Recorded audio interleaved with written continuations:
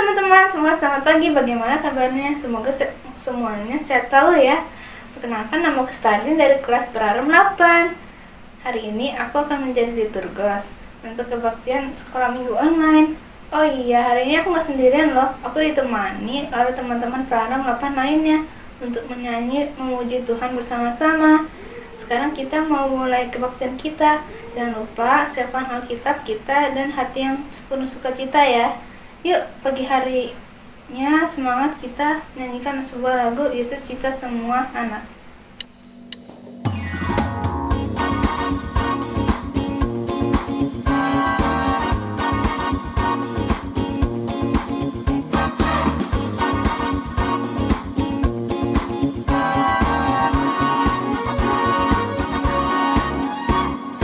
Yesus cinta semua anak, semua anak di dunia. Kuning, putih, dan hitam, semua dicinta Tuhan. Yesus cinta semua anak di dunia. Yesus cinta semua anak di dunia. Kuning, putih, dan hitam, semua dicinta Tuhan. Yesus cinta semua anak di dunia.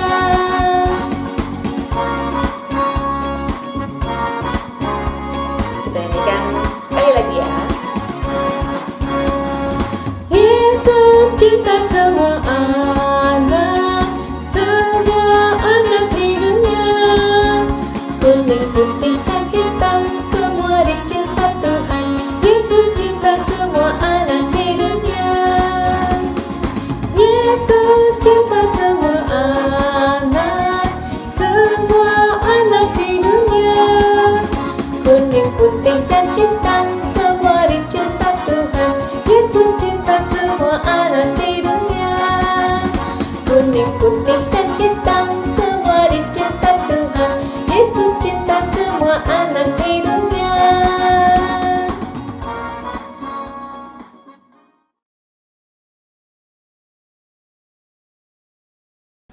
Ya Tuhan, terima kasih karena Engkau telah memberkati kami sepanjang minggu ini, sehingga pada hari ini kami bisa beribadah lagi walaupun secara online. Berkatilah ibadah kami pada hari ini dari awal sampai akhir. Tuhan, terima kasih ya Tuhan. Haleluya, amin. Teman-teman, tema kita pada hari ini adalah Yesus melayani segala macam orang.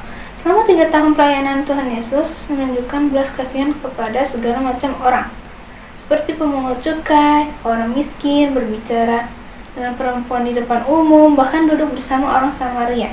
Tuhan Yesus ingin menunjukkan bahwa keselamatan dari Allah akan diberikan kepada siapa saja yang menerimanya dengan iman. Kita juga termasuk dalam orang-orang yang diselamatkan. Bagaimana respon kita terhadap keselamatan itu? Mari kita merendahkan diri kita dan mengucap syukur atas keselamatan dari Tuhan Yesus dengan mengangkat sebuah pujian terima kasih Tuhan.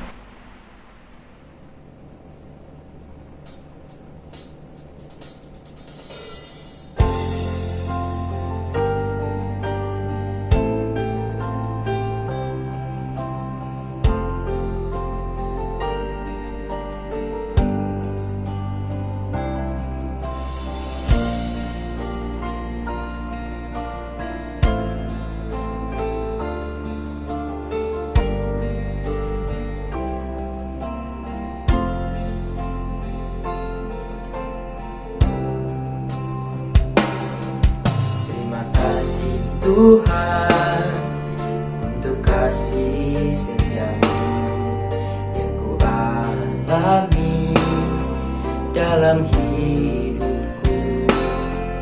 Terima kasih Yesus untuk kebaikan-Mu sepanjang hidupku. Terima kasih Tuhan untuk kasih setiamu ku alami dalam hidupku. Terima kasih Yesus untuk kebaikan-Mu sepanjang hidupku. Terima kasih Yesusku buat anugerah yang kau beri, sebab hari ini Tuhan adakan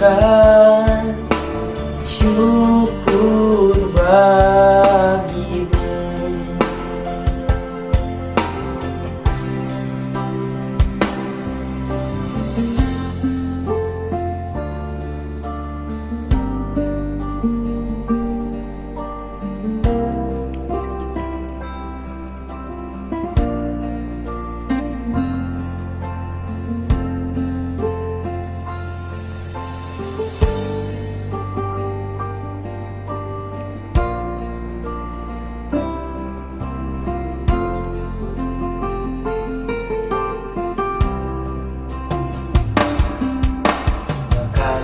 Tuhan, untuk kasih setiamu yang kualami dalam hidupku. Terima kasih Yesus untuk kebaikanmu sepanjang hidupku. Terima kasih Yesusku buat anugerah yang kau beri, sebab hari ini Tuhan adakan syukur bagimu. Terima kasih Yesusku buat anugerah yang kau beri, sebab hari ini Tuhan adakan syukur bagimu. Sebab hari ini Tuhan adakan syukur bagimu.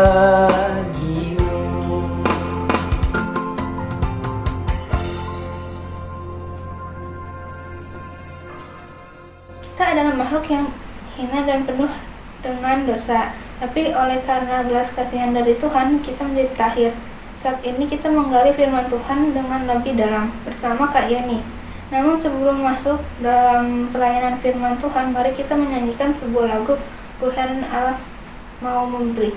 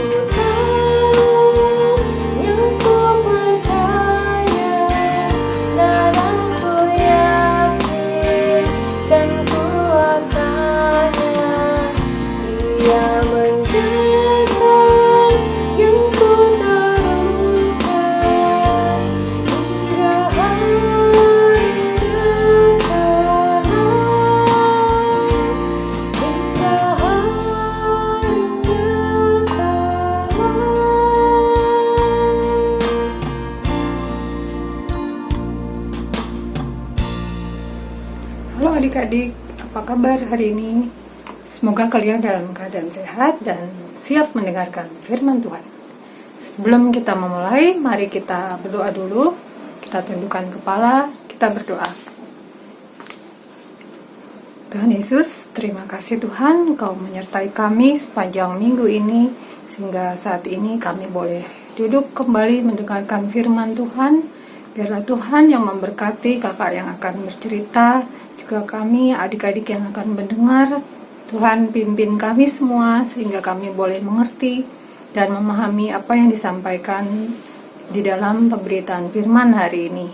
Terima kasih Tuhan Yesus, dalam nama-Mu kami berdoa. Amin.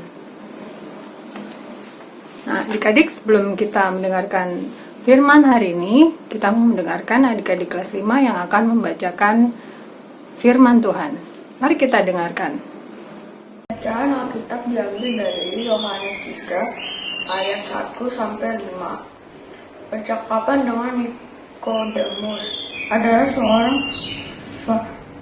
Farisi yang bernama Nikodemus, seorang pemimpin agama Yahudi. Dia datang pada waktu malam kepada Yesus dan berkata, "Rabi, kami tahu bahwa Engkau datang sebagai guru yang diutus Allah, sebab tidak ada seorang yang dapat mengadakan tanda-tanda yang Engkau adakan itu, jika Allah tidak menyertai." Yesus menjawab, katanya, "Aku berkata kepadamu, sesungguhnya jika seorang tidak dilahirkan kembali, ia tidak dapat melihat kerajaan Allah." Kata Nikodemus kepadanya, "Bagaimana mungkin seorang dilahirkan kalau ia sudah tua? Dapatkah ia masuk kembali ke dalam rahim ibunya dan dilahirkan lagi?" Jawab Yesus, "Aku berkata kepadamu, sesungguhnya jika seorang tidak dilahirkan dari air dan roh, ia tidak dapat masuk ke dalam kerajaan Allah." Bacaan Alkitab diambil dari Lukas 19 ayat 1-10. Yesus masuk ke kota Yeriko dan berjalan terus melintasi kota itu. Di situ ada seorang bernama Zakheus, kepala pemungut cukai, dan ia seorang yang kaya. Ia berusaha untuk melihat orang apakah Yesus itu, tetapi ia tidak berhasil karena orang banyak, sebab badannya pendek. Maka berlarilah ia mendahului orang banyak, lalu memanjat pohon ara untuk melihat Yesus yang akan lewat di situ.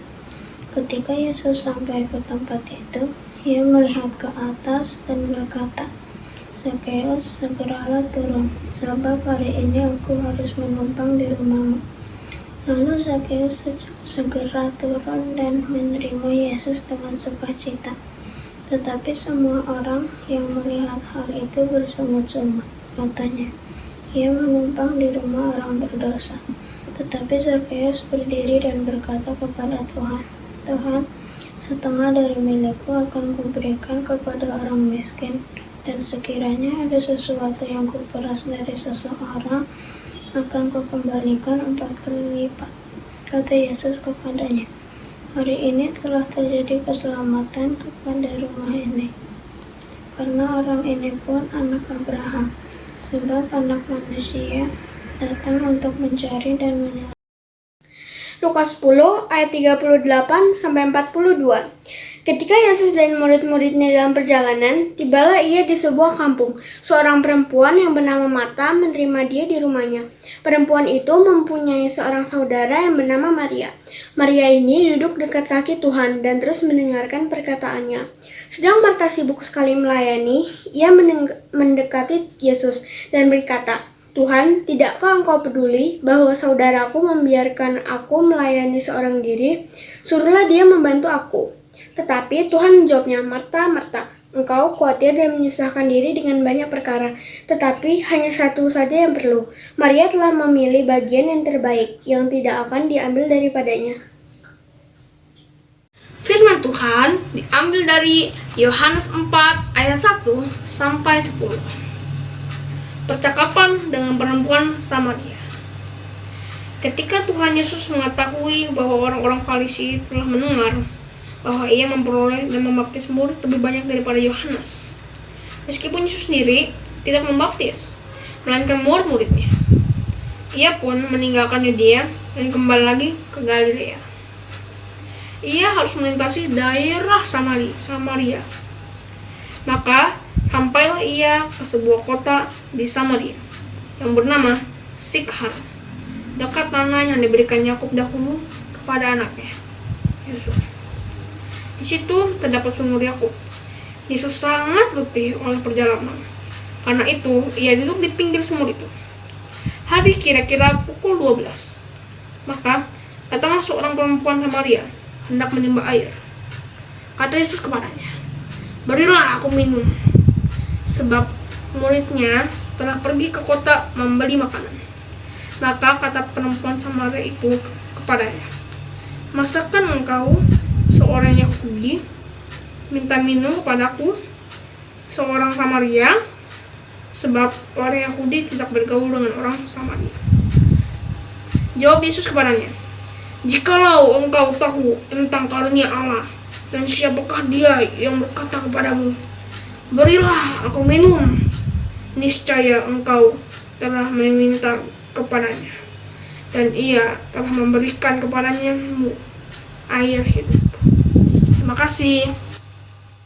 Nah, adik-adik, minggu lalu kita sudah belajar tentang bagaimana Tuhan Yesus memanggil murid-murid dan melakukan banyak mujizat untuk menyatakan kuasa-Nya. Nah, hari ini kita akan melihat bagaimana Yesus menjangkau dan melayani berbagai macam orang dari berbagai kalangan untuk menunjukkan belas kasih, memberitakan keselamatan, dan menyatakan bahwa ialah Mesias yang dijanjikan itu. Yesus datang menyatakan dirinya melayani berbagai macam orang dari berbagai macam kalangan. Ada yang miskin, orang-orang kaya, terpelajar atau orang biasa, orang-orang yang terpandang, tapi juga orang-orang yang dianggap rendah, dibenci, bahkan tidak diperdulikan. Bagaimana ya Yesus berinteraksi dengan mereka, dan seperti apa tanggapan, respon mereka terhadap Yesus? Mari kita lihat lebih jauh. Kisah pertama dari bacaan kita tadi membahas tentang pertemuan Yesus dengan Nikodemus. Nikodemus datang menemui Yesus pada malam hari karena dia ingin mengenal Tuhan Yesus lebih jauh, tapi mungkin banyak orang yang tidak suka kalau ia datang menemui Tuhan Yesus. Karena Nikodemus adalah orang Farisi, guru agama Yahudi, seorang yang terpelajar, terpandang, dan memiliki otoritas di dalam agama Yahudi. Tapi Yesus menerima Nikodemus dengan senang hati. Nikodemus percaya bahwa Yesus adalah guru yang diutus Allah karena ia melihat tanda-tanda mukjizat yang dilakukan Yesus, tapi dia bingung waktu Yesus menjawab, "Jika seseorang tidak dilahirkan kembali, ia tak dapat melihat kerajaan Allah." Itu kata-kata Yesus kepadanya. Meskipun Nikodemus seorang guru agama Yahudi, tetapi dia cukup bingung adik-adik dengan jawaban Yesus. Apa ya maksud kata-kata Yesus? Di dalam ayat 13, Yesus juga berkata, "Tak ada seorang pun yang telah naik ke surga selain Dia yang telah turun dari surga, yaitu Anak Manusia." Dan di ayat 15 dikatakan, supaya setiap orang yang percaya kepadanya beroleh hidup yang kekal. Itu kata-kata Yesus yang disampaikan kepada Nikodemus. Yang ingin Yesus katakan juga kepada Nikodemus adalah tidak cukup bagi Nikodemus hanya menjadi pengajar Taurat atau pelaku Taurat. Dia memerlukan Roh Kudus untuk menerima hidup baru. Nah, dari kata-kata Yesus memang cukup membuat Nikodemus butuh waktu mungkin ya untuk mencerna apa ya maksudnya. Tapi kita bisa lihat bagaimana tanggapan atau respon Nikodemus terhadap Yesus dari apa yang dia lakukan, yang dapat kita lihat di kitab Yohanes ayat 7 Yohanes 7 ayat 50. Disebutkan suatu kali Nikodemus berbicara di hadapan pemuka agama Yahudi. Saat itu Yesus ditangkap dan akan disalib. Tetapi Nikodemus sempat menyatakan dan pembelaan atau membela Yesus supaya Yesus diadili dengan adil. Dan pada saat Yesus akhirnya disalibkan, dia bersama Yusuf dari Arimatea datang membawa rempah-rempah yang mahal untuk dibalurkan ke tubuh Tuhan Yesus sesuai dengan tradisi Yahudi pada saat itu yang biasanya melakukan pembaluran rempah-rempah terhadap mayat yang akan dikuburkan. Dari situ kita melihat juga bahwa Nikodemus menerima Tuhan Yesus walaupun dia adalah seorang Farisi. Nah, dari kisah kedua kita juga bisa melihat cerita tentang Zakeus. Tentu adik-adik tidak asing lagi ya dengan kisah Zakeus ini.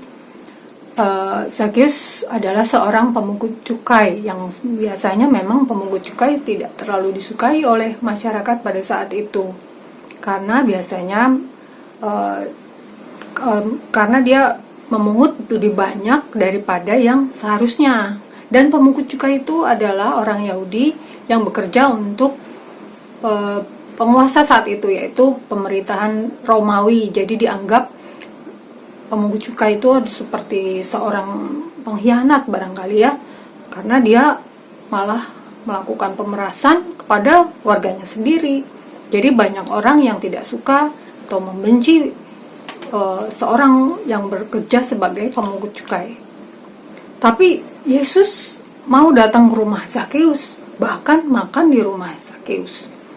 Dan mereka berbincang-bincang banyak hal sehingga Zakeus bertobat dan dia mau menerima Tuhan Yesus sebagai Mesias yang datang membawa keselamatan. Zakeus bertobat dan mengembalikan berkali-kali lipat dari apa yang sudah dia ambil. Nah, cerita ketiga kita bisa melihat tadi dari kisah perempuan Samaria. Kali ini Tuhan Yesus datang menemui seorang perempuan Samaria di sebuah sumur pada siang hari.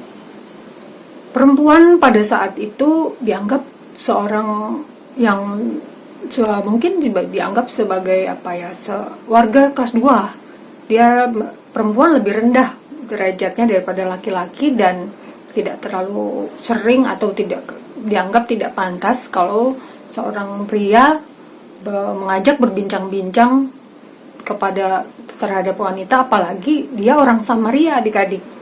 Orang Samaria dianggap suku yang lebih rendah oleh Yahudi karena berbeda kepercayaan. Mereka menyembah Tuhan di Gunung Gerizim, kalau orang Yahudi menyembah Tuhan di Yerusalem.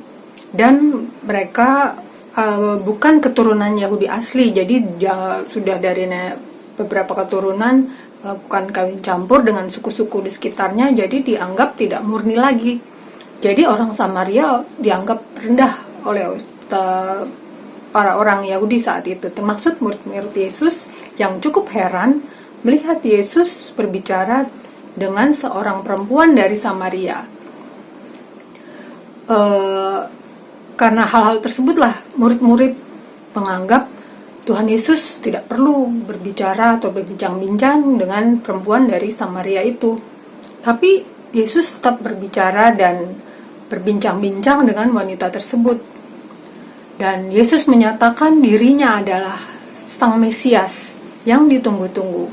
Itu kita bisa lihat dari ayat 26 di Yohanes 4. Dan perempuan Samaria itu takjub dengan apa yang dikatakan Yesus tentang dirinya dan tentang kondisi perempuan Samaria ini. Padahal dia tidak pernah cerita apa-apa ya adik-adik terhadap Yesus, tapi Tuhan Yesus tahu semua hal tentang dirinya, yang bahkan orang-orang di sekitar dia pun sebenarnya tidak ada yang tahu.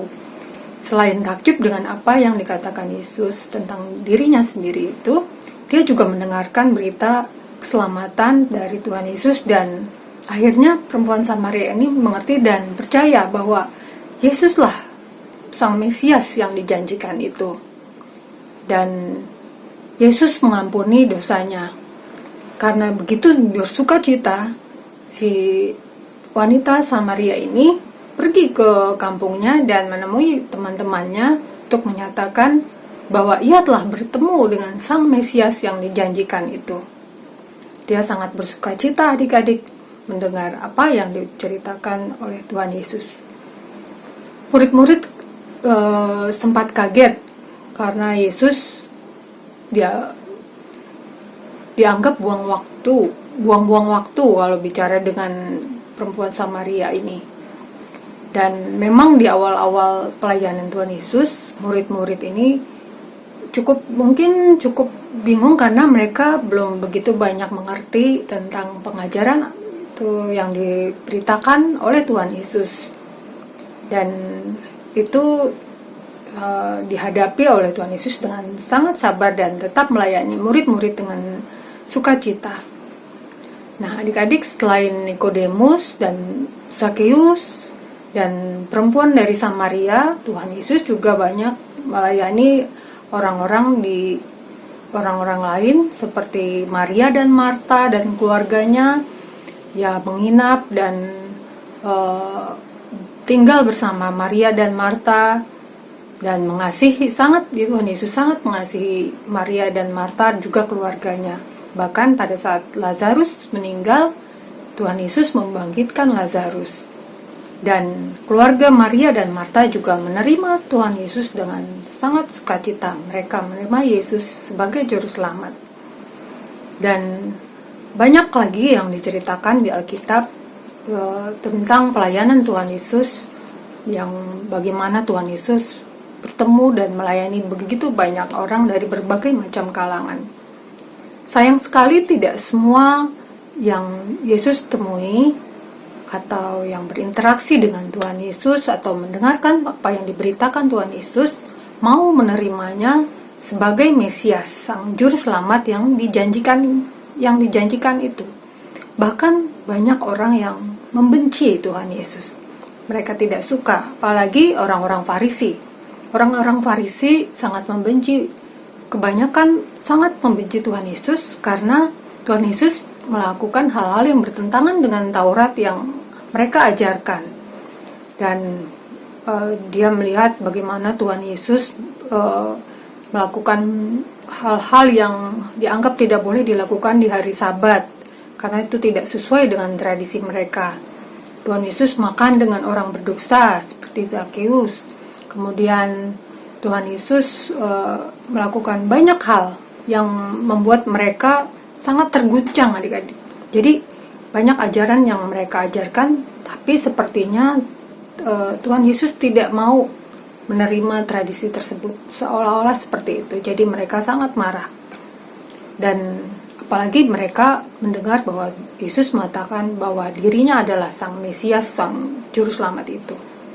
Sehingga mereka sangat marah dan ingin menangkap dan menyalibkan Tuhan Yesus akhirnya. Selain orang Farisi yang sangat membenci Yesus, ada juga orang muda yang kaya yang lebih mencintai uangnya daripada mengikuti Tuhan Yesus.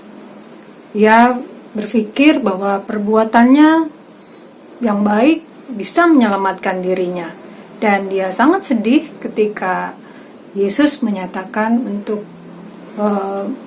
jualah harta kekayaannya dan mengikut aku.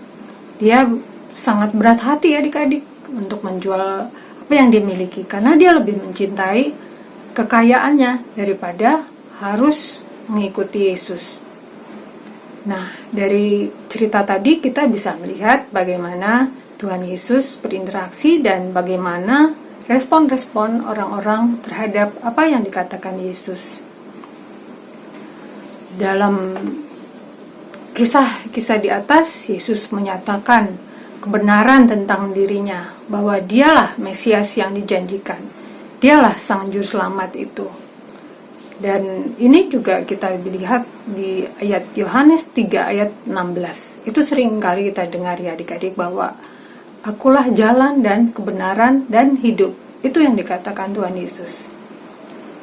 Jadi dalam berita keselamatan ini, Tuhan Yesus menyatakan untuk semua orang, dan bukan hanya untuk orang Yahudi saja atau hanya untuk orang tertentu saja. Bagaimana dengan kita? Bagaimana dengan adik-adik?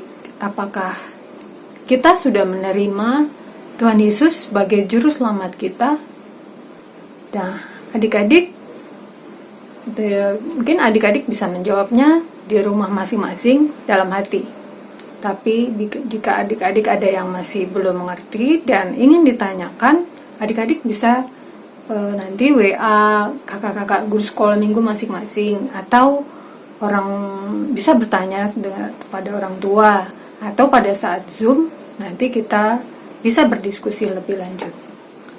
Adik-adik, demikianlah firman Tuhan hari ini. Sebelum kita tutup, mari kita bersatu dalam doa. Bapa di surga, Bapa, kami berterima kasih dan mengucap syukur karena Engkau telah mengutus Tuhan Yesus untuk menjadi juru selamat kami. Tuhan, pimpinlah kami agar kami boleh mengerti kebenaran-Mu, dan biarlah Roh Kudus yang selalu menyertai kami sehingga hari demi hari iman kami boleh semakin bertumbuh dan semakin mengenal-Mu, dan kami boleh menjadi murid-murid-Mu ya Tuhan. Terima kasih Bapa, di dalam nama Yesus kami berdoa. Amin. Terima kasih Kak Yeni atas firman Tuhan sudah disampaikan. Semoga apa yang Kak Yeni sampaikan bisa kita pakai di kehidupan kita sehari-hari. Sekarang mari kita berdoa bersama-sama menaikkan doa syafaat. Mari kita berdoa. Tuhan Allah Bapa kami yang di surga, pada pagi hari cerah ini kami ingin berdoa kepada Engkau. Kami bersyukur dan berterima kasih karena pada sampai hari ini kami masih dapat bangun dengan sehat dan dapat melaksanakan ibadah online. Kami juga ingin bersyukur dan berterima kasih karena hari lepas hari hampir selama 2 tahun ini, walaupun dilanda COVID-19, kami masih bisa bersekolah PJJ dengan baik. Pada kesempatan ini kami ingin berdoa kepada teman-teman kami yang berada di pelosok-pelosok negeri yang belum dapat melaksanakan PJJ maupun ibadah online. Kiranya pemerintah dapat memberikan pelayanan jaringan internet agar mereka dapat melaksanakan PJJ dan ibadah online seperti kami. Kami juga ingin berdoa kepada teman kami yang sedang sakit dan berulang tahun. Para mereka yang sedang sakit, berikanlah kesembuhan, penghiburan. Berkati juga kepada dokter, perawat, dan obat-obatan yang diberikan supaya mereka cepat sembuh dan dapat beraktivitas kembali. Kepada mereka yang sedang berulang tahun, berilah panjang umur, selalu taat pada orang tua, dan dijauhi dari segala sakit penyakit serta mara bahaya lainnya. Permohonan dan kerinduan terakhir kami ya Tuhan, hapuskanlah COVID-19 dari dunia ini, khususnya negara kami Indonesia, agar kami dapat hidup dan beraktivitas secara normal seperti sebelumnya. Inilah doa, permohonan dan pengharapan kami ya Tuhan. Ampunilah segala dosa kami dan orang tua kami, agar kami tetap layak di hadapan-Mu. Terima kasih Tuhan Yesus. Sekarang kali ini kami mau berdoa untuk bangsa dan negara kami. berkati distribusi vaksin yang sedang berlangsung di Indonesia agar semua warga negara Indonesia dapat divaksin Tuhan. Berkati juga Tuhan, pulihkan bangsa dan negara kami dari pandemi COVID-19 ini agar cepat berakhir. Tuhan, berkati juga keamanan negara, kiranya Kau bisa memberkati keamanan negara kami Tuhan, lindungi agar pemerintah kami Tuhan dapat menjalani pembangunan dengan baik. Berkati juga Tuhan di gereja kami untuk pembangunan yang akan kami laksanakan. Tuhan, berkati dana yang kami sumbangkan agar itu cukup untuk pembangunan yang akan kami laksanakan segera. Tuhan, berkati juga ibadah online agar selama ibadah online ini kami dapat tetap bertumbuh dalam Engkau Tuhan. Terima kasih Tuhan Yesus, di dalam nama Tuhan Yesus kami sudah naikkan doa ini kepada Engkau Tuhan. Amin. Sekarang marilah kita segala kerendahan hati kita menaikkan syukur kita melalui persembahan. Teman-teman bisa mengumpulkan uang persembahan di dalam amplop untuk kemudian dibawa ke gedung gereja ketika kita sudah bisa beribadah bersama, atau juga bisa melalui rekening ini atau QR kode ini. Untuk mengiringi persembahan, mari kita menyanyikan lagu Bawa Persembahanmu.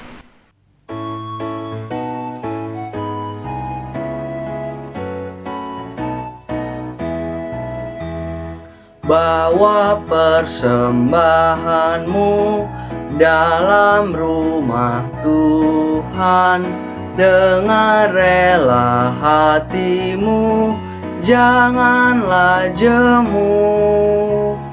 Bawa persembahanmu, bawa dengan suka. Bawa persembahanmu, tanda sukacitamu. Bawa persembahanmu, ucaplah syukur.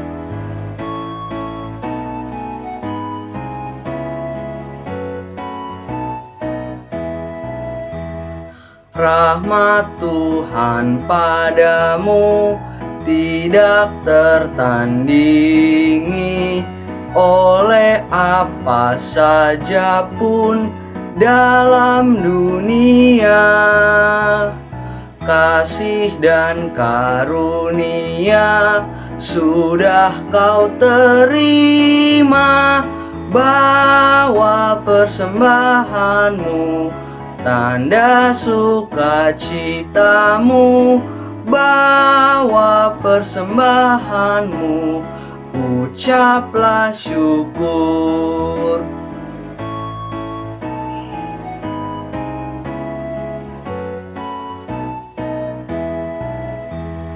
Persembahkan dirimu untuk Tuhan pakai, agar kerajaannya makin nyatalah. Damai dan sejahtera diberikan Tuhan. Bawa persembahanmu, tanda sukacitamu. Bawa persembahanmu, ucaplah syukur.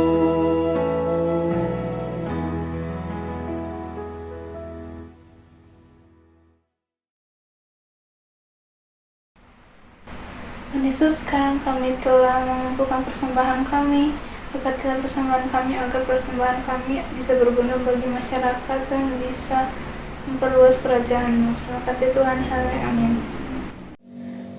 Teman-teman, tidak terasa kita sudah sampai di akhir ibadah kita. Jangan lupa ya untuk mengikuti kebaktian sekolah minggu online minggu depan. Sebelum berpisah, mari kita menyanyikan sebuah lagu penutup, Tuhan menetapkan langkah-langkah orang.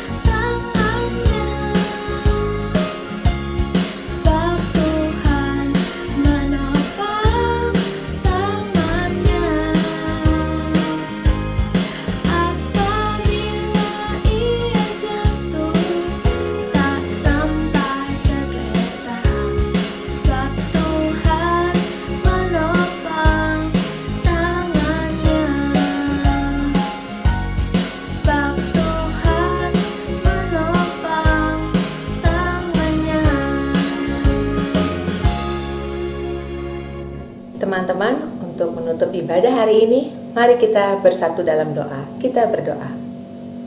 Allah Bapa yang baik, mengucap syukur untuk penyertaan-Mu dalam ibadah kami dari awal hingga akhir. Ibadah kami telah selesai, kiranya Tuhan mau memberkati kami agar kami menjadi anak yang selalu mentaati firman-Mu dalam kehidupan kami sehari-hari.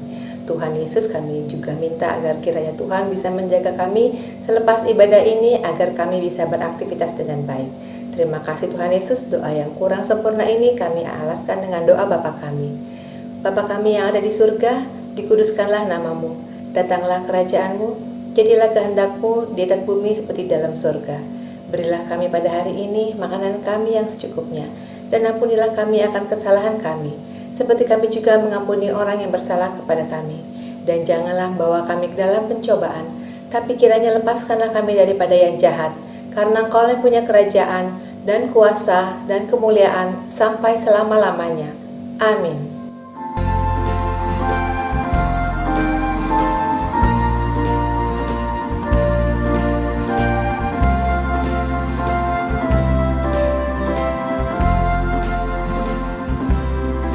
Bapa, terima kasih. Bapa, terima kasih. Bapa di dalam surga, ku berterima kasih.